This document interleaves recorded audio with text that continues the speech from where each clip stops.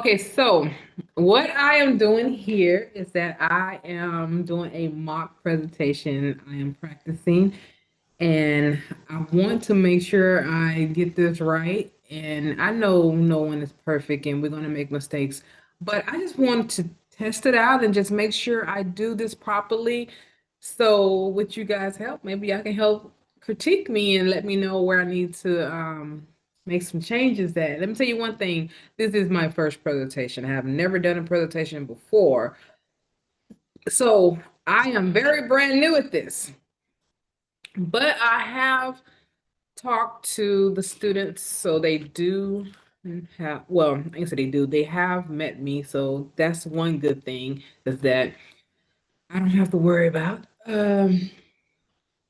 So I want to get started, and this presentation is over self-care, helping the college athlete of Rice University understand that self-care is not selfish.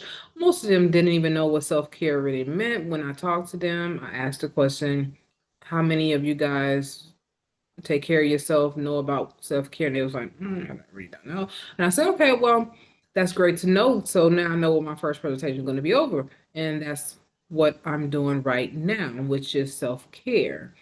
And if you guys can help me out by critiquing me, that'd be awesome.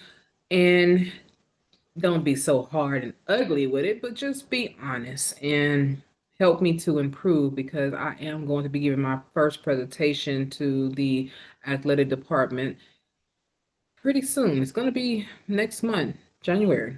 And that's when I get started. So I just want to make sure that I'm doing this properly to a point where I am comfortable to where I can get better over time.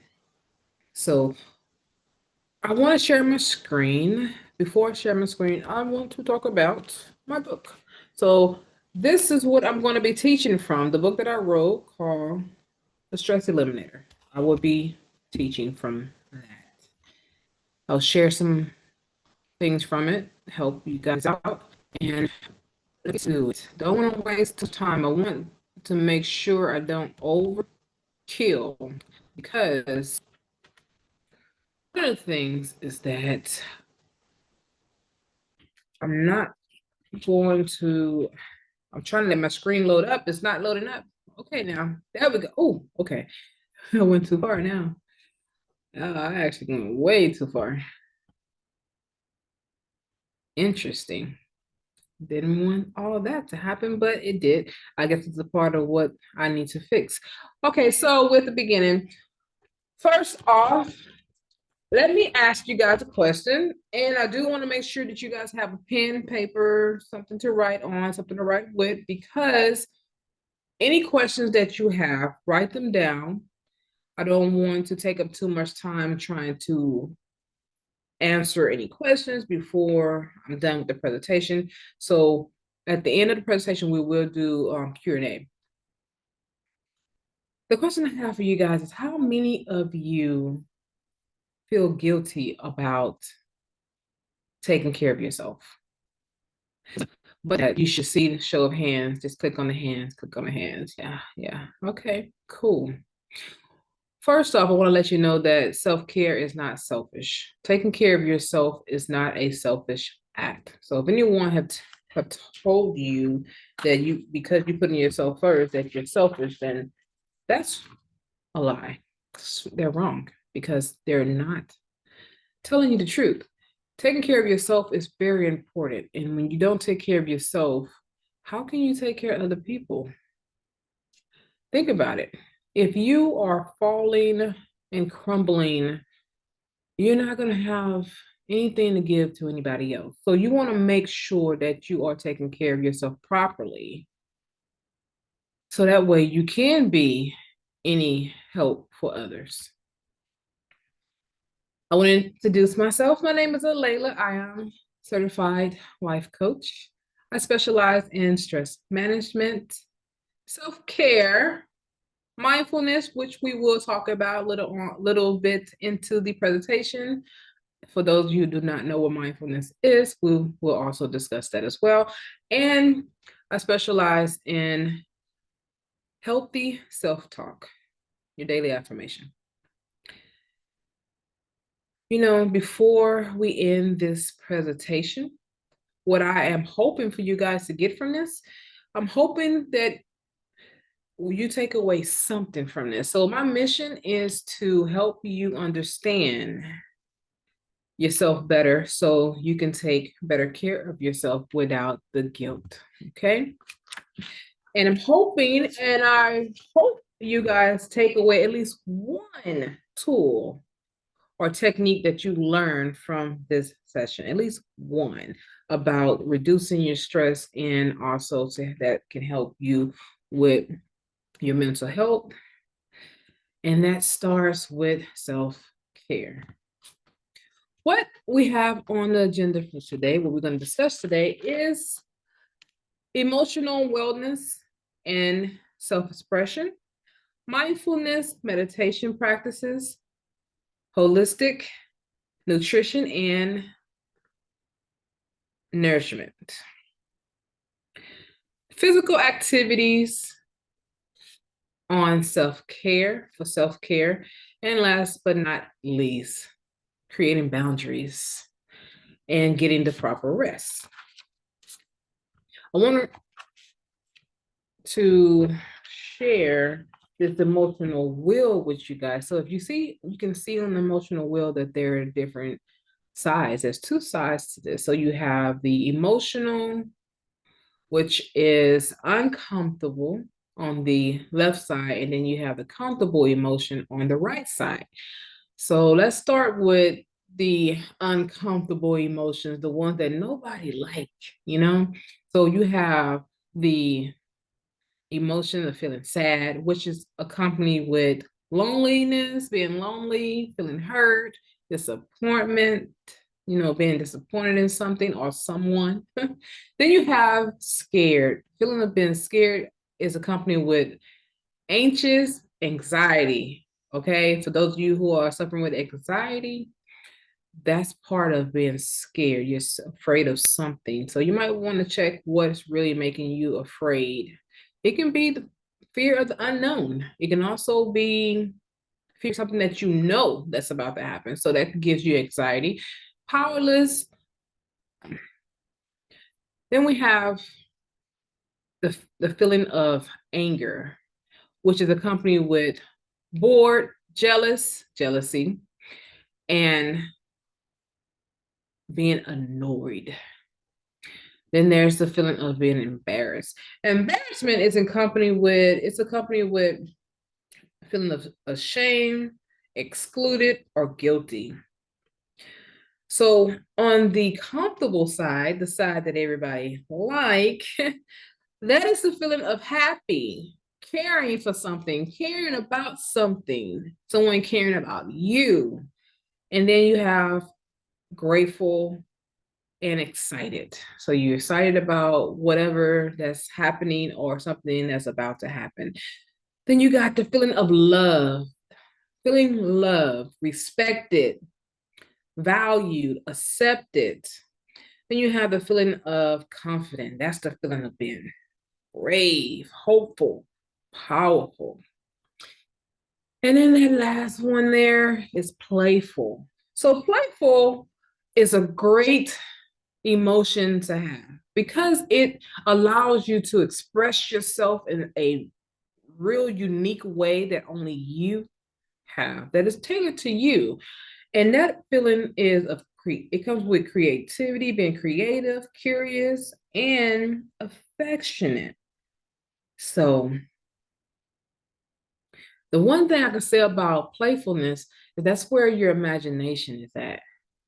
But you have to be careful with being overly playful because it can easily fall into the uncomfortable side. Because some people use playfulness because they're uncomfortable and it brings about embarrassment. So you want to actually be really careful with how much playfulness you are allowing yourself to be with others. But don't take it lightly because that is something that you do want to have. Now, that's one emotion that is not there. I know you guys probably know about it, but you don't see it on the wheel. So that emotion is joy. Joy isn't on the wheel, and because it's not on the wheel, it's a reason for that. The reason for that is because you have to protect it. Once it's gone, it is very hard to get back. I wrote this quote that I want to read to you guys. So, what I wrote about joy. Joy is an emotion that only you yourself can destroy by allowing someone to steal it from you. Joy comes from your heart and it must be protected at all times. So guard your heart carefully because it will determine the course of your life. Joy is an emotion that only you can have. If you notice about these babies, they come out and they just so full of just laughter and play and excitement, and they don't know anything. All they know is what is happening right in the moment, and they are so full of joy. That is the joy that we are all born with, but you have to be careful not to allow someone or something to happen that can come along and just snatch it away from you. So please be careful with protecting that part of yourself. And joy, it lies and it lives in your heart. So definitely be careful with how you are exposing yourself to others. Okay, so I want to continue on. Let's go forward. I want to talk about mindfulness. So, mindful meditation practices. Did you know that healthy meditation is good for your health? Likewise, bad meditation is also bad for your health. So if you are concentrating and you are just thinking all the time bad thoughts, those thoughts, they start to linger around to where they start planting root inside of your heart. And it takes root in the roots, as you have known with many plants, that roots sprout and they go many directions. And you really don't know what direction is going to go in. All you know is that it's moving and it's moving.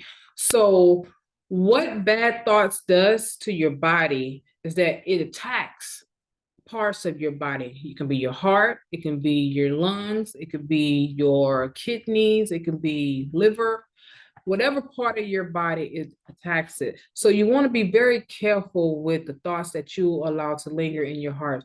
What you want to do is think good thoughts, think happy thoughts. Concentrate on good moments in your life. We all suffer from bad moments. There's nothing in life that we don't suffer from, that we can all say that, oh, I don't have problems. Oh, we have problems. Everyone have problems. But what you want to do is not concentrate on those problems. You want to think about very nice things and keep it that way. I want to tell you one thing for certain. Trouble don't last always. So keep that in mind. We're going to talk about mindfulness. What is mindfulness? Mindfulness is the practice of paying attention to the present moment without judgment. This includes being fully present in the moment and observing thoughts, feelings, and bodily sensation without becoming obsessed with them. Mindfulness can be practiced in many ways, including meditation, deep breathing, and body scanning exercises. How does mindfulness help reduce stress? Mindfulness can help reduce stress in several ways. Increase awareness. Mindfulness helps us become more aware of our thoughts, emotions, and bodily sensation, which allows us to be more proactive in identifying the sources of stress and managing them. Reduce reactivity. Reactivity can be reduced in stressful situations by observing thoughts and feelings without judgment. It can help us react more calmly and deliberately to be successful in these events. Promote relaxation. Mindfulness practices such as deep breathing and body scanning exercises can promote relaxation and reduce the physical symptom of stress. Improving well being. Mindfulness has been shown to improve overall well being and reduce symptoms of anxiety and depression, often associated with chronic stress. Now, I just told you about what mindfulness is and how helpful it is for your mind and your body. So, I want to show you how to actually put it to practice, how to use it, what to do with it, and how to make it work for you. And one of the ways, or some of the ways, is so how to practice mindfulness to reduce stress. There are many mindfulness techniques that can be used to reduce stress. Here are some popular ones. Conscious breathing. This involves concentrating on the sensation of the breath as it enters and leaves the body. You can do this by sitting quietly and simply watching your breath and counting your breath.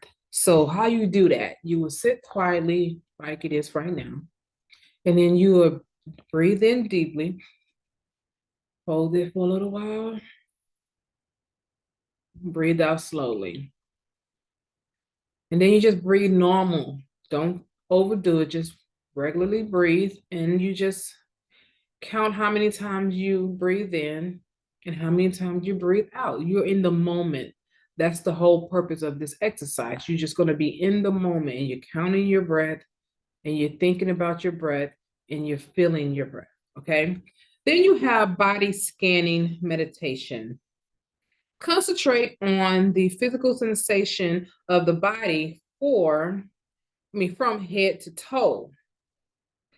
Lie down or sit comfortably and focus on each part of the body in turn. So basically, you're going to start from your head and then you're going to go all the way down to your toes. So from your head, you're going to think about your head. You're going to relax and think about the head, what's going on up in there. But you don't have to think thoughts. You just basically noticing how your head is feeling. You might have a headache or something like that. And if you do, it's okay. Just relax. Then you go to your shoulders and your neck, and you feel your neck, and you think about it. And then you go down to your arms and your fingers, and then you go down to your stomach and your back, and go to your legs and all the way down to your toes and so forth. And you just think about and you feel the sensation of it. Then you have mindfulness exercises. So we already talked about mindfulness, but so we're going to talk about some of the exercises that help with that. So this involves paying attention to the physical sensation of the body, such as when your body is moving, some of the activities like yoga, tai chi, and walking meditation are a good example for mindfulness exercises. So if you're walking, so I use walking a lot. That's one of my ways that I can come up with good creativity, good thoughts, good ideas. And also, I use that time to pray. I like to talk to God during that time as well. And then you have times when you can just watch things around you, like the birds or trees, and listen to the sound of the trees just whistling and as the wind go through the leaves and all that, and feel the warmth if it's sunny outside, the sun on your body, and soak up some of that vitamin D. But then you have Tai Chi, and you also have yoga if you don't like to be outdoors. For those of you who are not outdoors people like I am, I love to be outside. So you can also do those as well, and you are concentrating on every movement of your body. Then there's other things that you can do, and we'll discuss those later in the presentation. So Let's keep it moving. I want to talk about yeah, holistic nutrition and nourishment. In the book, I'm going to go to chapter 8 in the book, and I want to read just a little bit on that as well. So, one of the things I do want to touch base on before I go too far, ahead of myself, mindfulness is a great way to check yourself. That's pretty much what mindfulness does to you. It puts you in a moment where you can evaluate your thoughts, your body, and other things that is going on with you. So keep that in mind. So, chapter 8, nutrition and stress reduction. Stress is a normal part of life. We all deal with it. So there's no escaping it. But did you know that food plays a big part in the role of stress, whether it's help you to reduce the stress or it adds to your stress? Here are some of the food that you can actually start eating or taking to help you to reduce your stress levels. Vitamin B, B vitamin. B vitamins play an important role in response to stress in your body. It helps to convert food into energy. And it's very important to have it during stressful times. One of the things about B vitamins is pretty much in a lot of food, but here are some of the food that you can get it from, which is whole grain. You got green leafy vegetables and nuts as well as seeds. Then there's magnesium. Magnesium is good for headaches. So if you're dealing with any type of headaches, magnesium is good. Now, before you start taking all these supplements or trying to get all these vitamins and nutrients, please consult with your physician, your doctor first before you start doing all these things to make sure that you can take these things. So you don't want to just start taking them and then you find out that you should have talked to your doctor before. So talk to your doctor first and let them make the decision, or at least help you to make the decision. Magnesium is a mineral that helps relax muscles and promote calmness. So some of you guys who deal with muscle cramps, magnesium is really good for that. So I know most of you are athletes and you deal with cramp point in your athletic career. So magnesium is good for that. Then, and it's also in green leafy vegetables as well as nuts. You can find it in nuts, seeds, as well as whole grain. Omega-3 fatty acid is an essential fat that helps reduce inflammation. So for those of you who have injuries, omega-3 is good to also promote brain health. And it's rich in fatty fish such as salmon, nuts, walnuts. Is really one of the best ways to get it. For those of you fish, you can also do chia seed and flax seeds. Then there's vitamin C. Vitamin C is a powerful antioxidant, reduces inflammation as well. So you can also do vitamin C for the support of your immune system to help boost your immune system. And you can find vitamin C in fruit. Strawberries like kiwi is high in that as well. Oranges, we know citric fruit is definitely high in vitamin C, and also green leafy vegetables. Then you got probiotic. So probiotic are beneficial for bacteria that lives in your gut, and it helps you to improve your overall digestive system. Studies have shown that taking probiotic can help reduce symptoms such as anxiety and depression. Food rich with probiotics such as yogurt. Then you have other probiotic that is, it's also, you can take it in pill form and all that as well. So I can go on and on about other things, but I wanted to just touch base on those things. Now I'm gonna talk about one more thing. There's this thing that's called superfood. What is superfood? Superfood is also good for stress relief. Eating a healthy diet is critical for managing stress. But did you know that there are some food that are very effective to reducing stress? These food are known as superfood. It's like, what's so super about this food, But it's super, like okay, so yeah, superfood, and well, that's the playful side of me. And basically, it helps to combat the negative effects of stress on the body and mind. Some Here's some that you can probably eat, and this blueberries. So blueberries are high in antioxidant, which can help protect the body from stress related damage. They also contain compounds that have been shown to improve cognitive function and help reduce inflammation. Then there's dark chocolate. Now, a lot of people don't like dark chocolate. They rather have milk chocolate than dark chocolate. I was one of those ones who did not like dark chocolate because it had a bitter taste to it. But I started eating it and I was like, it's not that bad.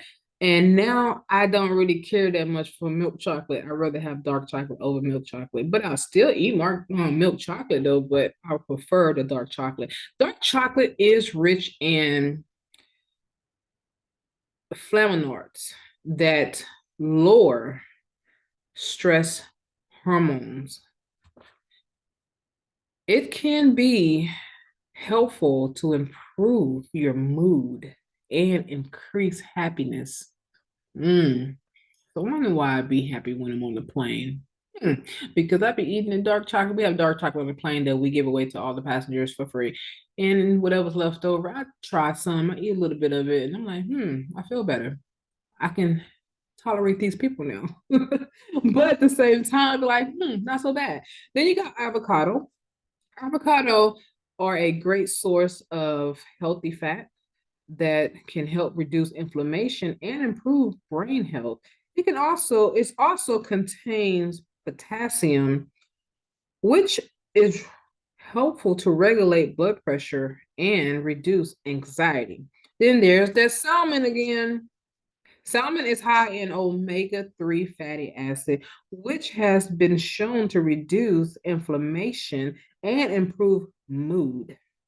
It can also help regulate cholesterol levels, a hormone that's often increase, not cholesterol, I meant to say cortisone level.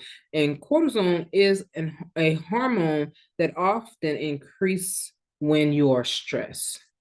And then you got spinach. Spinach is rich in nutrients, including magnesium. For those of you who can't just take the supplement, eat some spinach.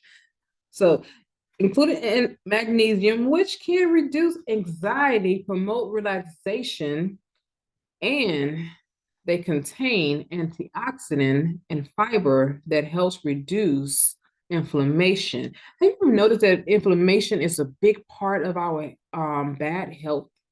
It really is. That's why it's very important to start trying to reduce inflammation in your body.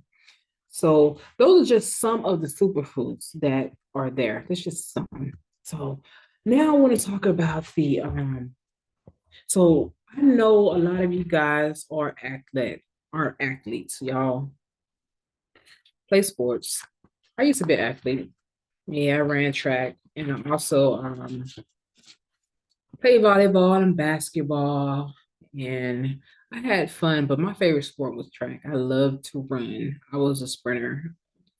That was one of the things that I enjoyed doing the most.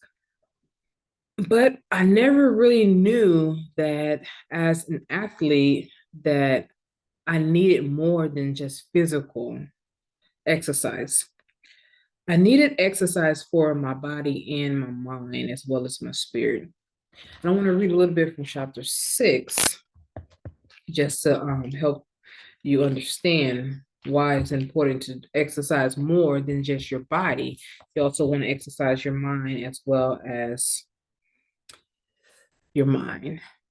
Your mind, your body, your spirit, You want more than just your body, okay? So here are some relaxation tips for your mind. Stress and anxiety can take a significant toll on both our mental and physical health. Relaxation techniques are an effective way to manage stress and promote relaxation of the body and mind. These techniques are simple and can be a way to do at any time and anywhere. One of the techniques, yet again, is mindfulness meditation. Mindfulness meditation is the art of focusing attention on the present moment without judgment and distraction. So make sure you're in an area where you are not being distracted. You want to be very focused. This practice can help you become more aware of your thoughts and feelings and reduce stress and anxiety. To practice mindfulness meditation, find a quiet place to sit down or to lie down. Focus on your breathing as you feel the air move in and out of your body. When your mind when it wanders off, gently bring it to your attention. You want to bring it back to your breath, to your breathing. You want to bring it right back. Then you got yoga. So yoga, I know many of you probably haven't heard of yoga. Yoga is the practice that is combined with body movement and breathing awareness. This practice can help reduce stress as well as promote relaxation of the body and mind. And you have guided imagery.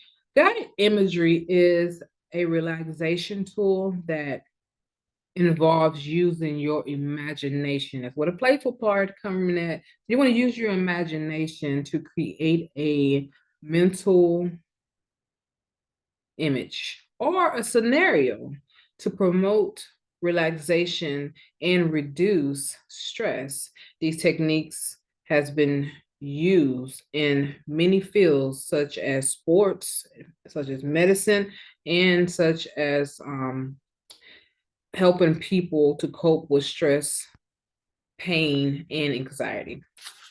Then you have progressive muscle relaxation. So progressive muscle relaxation is PMR for short. And it is a relaxation technique that involves tensing and relaxing different muscle group of your body to promote relaxation and reduce stress. This technique it has been used for psychotherapy and for stress management programs such as helping people deal with anxiety, tension, and stress. So the way you do PMR is that you will close your eyes and you will either lay down or you sit down in a chair and you will start from your toes all the way up to your head. And basically you would slowly squeeze your toes as tight as you can, breathe in slowly, and then and hold it for a few seconds, and then you will release and you breathe out as you release. And then you will go to your calf muscle, you will tighten them up as tight as you can, and you will repeat the steps of breathing, hold, and then release. And then you will do your thighs, then you will move up to your glutes, then you'll move to your stomach, to your back, to your shoulders, to your neck, to your face, to your head. And that's what you're doing. And it should take no longer than 15 to 20 minutes to do it. Then you got deep breathing exercises. So deep breathing exercises is a relaxation technique that involves taking in slow, deep breath that promotes relaxation and reduce stress. This technique is easy and it can be done anywhere at any time. And it's the same as the muscle relaxation without the tense. It's the same as the PMR, but it's without tensing. So basically, you just breathe in deeply, close your eyes. You want to close your eyes because they help you to concentrate on breathing and not be distracted. So you close your eyes and you breathe in, hold it for a little while, and then you breathe out slowly. Slowly release. And that first one should start calming you down and relaxing you. And you do that several times. Try it for about 10 minutes and it would definitely help. If you don't have 10 minutes, do it for about 5 or 2 minutes and you will definitely feel the difference. And then you got visualization. Visualization is a relaxation technique that use for imagination to create mental image of places that you would like to be or things you would like to do, and it calms you down. So if you like to be on a beach or something like that, you just close your eyes and imagine yourself on a beach, hear the waves, you listen for the sounds of the seagulls and the crashing of the water, and you feel the warm air on your body. But if you are a nature person, you like to go hiking, then you feel the gravel and the dirt on the bottom of the soles of your shoes, and you listen for the sound of all the different animals around you. And if you're not an outdoor person and you like to be indoors, so you imagine yourself in a bathtub, soaking in bubbles with soft music and just relaxing. It's all different ways that you can use visualization. So you want to make sure that you are taking your time to do that and find whatever technique that actually helps and that's helpful for you. You want to find that technique. So also for this slide, we're going to talk about creating boundaries as well as prioritizing rest. It's very crucial and essential to your health to do this, especially when it comes to getting the proper rest that you need and setting boundaries. So, to set the right boundaries, you want to make sure we're going to talk about sleep first. So, sleep is an essential component of your overall health and well being. And this is chapter 9 of my book of your overall well-being. And it's an important role in coping with stress. So sometimes people don't even realize they're stressed, and the main thing that they need is just stress, is just some sleep. You might just need to get some sleep.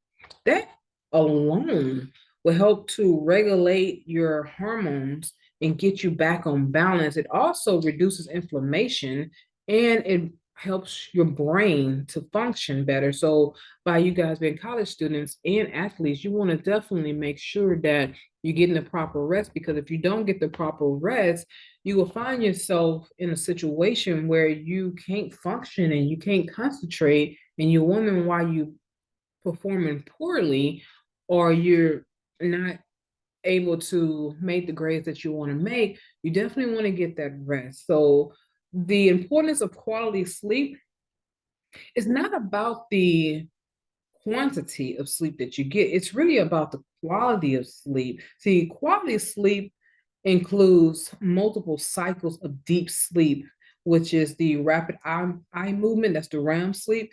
Deep sleep is essential for physical recovery for those of you who are dealing with injury or you've been lifting weights and your muscle has been broken down and you need to get your muscles back on track. It helps to repair your muscles. And then you have REM sleep, which is the part of the brain that help with memory recovery, memory consolidation, and with your learning. So you want to definitely make sure you get the proper sleep. The good time, the right hours of sleep would be at, at least 8 hours. Now I want to talk more about that. So I know we're getting close for time, so I want to try to talk about it a little bit more of that before we run out of time. So the quality of sleep, you want to stick to a schedule. You want to make sure that you go to sleep around the same time every night if you can, even including weekends. You guys, now I know you like to go out on weekends and have a little later night. And if you do, try to still get the hours in. Then you want to make sure you're in a comfortable environment.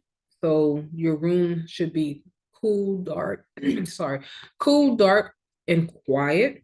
Have comfortable pillows, comfortable bedding, all those things. You want to avoid stimulating yourself before bedtime, and those includes TV, television. You want to avoid television, electronic devices like your phone, computers, and any disturbing news that could keep you from being able to sleep. So if you're talking on the phone to people who always have something to talk about that is not pleasant, you want to be careful with that. Even if they have really good news that make you excited, you have to be careful with that too, because being overly excited also keep you from being able to get the proper sleep you have, because you become anxious. Then you want to practice those techniques that I showed you. You want to practice breathing and all those things. You want to limit caffeine, so make sure you are limiting yourself to the caffeine that coffee, soda, such as Coca-Cola, anything that has caffeine in it, even tea. Certain teas have caffeine in it as well. So you want to try to do the decaffeinated coffee or decaffeinated tea if you know that you're about to go to sleep. So you want to at least give yourself 4 hours before bedtime if you consume any of those things. Overly exercising, that helps with giving you energy. So you want to not overly do it with exercising. So be careful with that. And then also seek professional help if you are having a hard time falling asleep. Here are some food that you can actually eat that can help you with getting the proper sleep. And some of these food have serotonin and melatonin in it, and that's sweet potato, certain whole grains, not all whole grains, but certain whole grains. And then you have turkey. Turkey is pretty good as well. Then you got calcium, not calcium, but I'm talking about milk, or that's why they say drink a warm glass of milk, those type of things as well. Then I want to continue and go to chapter 10. I want to talk about, this is the last of it. I want to make sure that we talk about boundaries, setting boundaries, and why it's very important to set boundaries, because a lot of us don't realize that if you don't set boundaries, you will find yourself being stressed out because of the fact that people will take up your time, and you don't want that. So you have to learn to say no. You have to. So and this comes with time management. Effective time management is essential to reducing stress and optimizing productivity. And you want to learn to say no to certain people. So first off, you want to prioritize self-care. Self-care is the number one priority, okay? For you, that is your number one priority. Prioritizing self-care activities such as exercises, meditation, or hobbies can help reduce stress levels and improve overall well-being. Including it with these activities, you want to manage your time, and you want to use what we call the 20-80 rule. So 20-80 rule, according to the 20-80 rule, you have 20% of effort with 80% result. You want to take what is most important and do that first, and then do what's least important, and that will help you be more effective with your time. You also want to practice mindfulness. You want to assemble yourself in a group where people are able to relate to you. You also want to take on tasks, try to group them together, such as like emails, phone calls, any of those things. You want to try to put them in a time slot where you will be able to get all those things done at one time.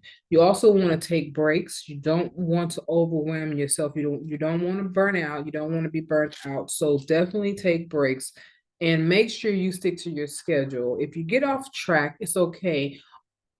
Try to revisit your your schedule to make any changes and adjustment due to your circumstances. So you want to try to do that as well. That way you won't feel like a failure or feel like you didn't accomplish what you put yourself out to. Do not beat yourself up, okay? Leave room for mistakes and leave room to grow from the mistakes. So do not overdo and learn to say no. You want to learn to say no. Saying yes to everybody will put you in a position where you will be overwhelmed.